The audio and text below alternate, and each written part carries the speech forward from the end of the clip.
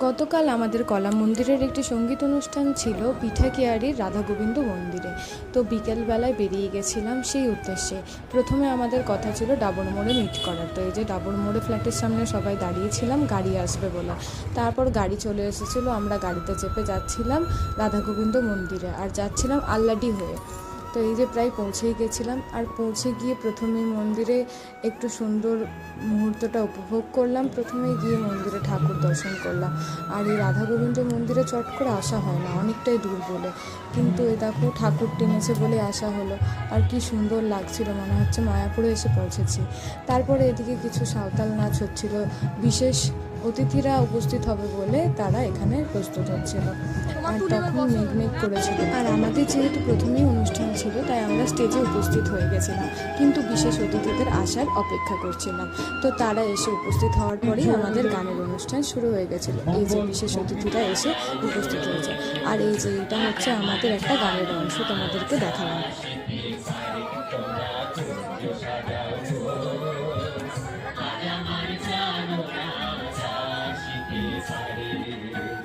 মনে চাই জানি চাই, মনে চাই জানি চাই, দিনে চাই জানি তোমরা সূর্য সাজাও।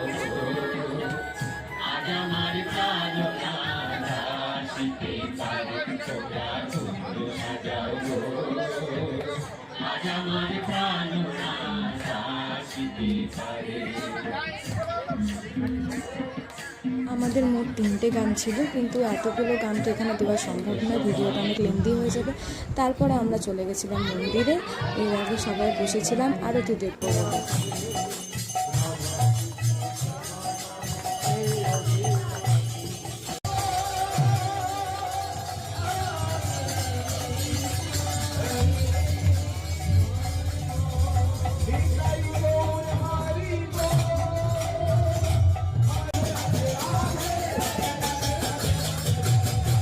এত সুন্দর মুহূর্ত কীভাবে যে পেরিয়ে গেল, কখন বিকেল থেকে রাত হয়ে গেছিলো বুঝতেই পারিনি।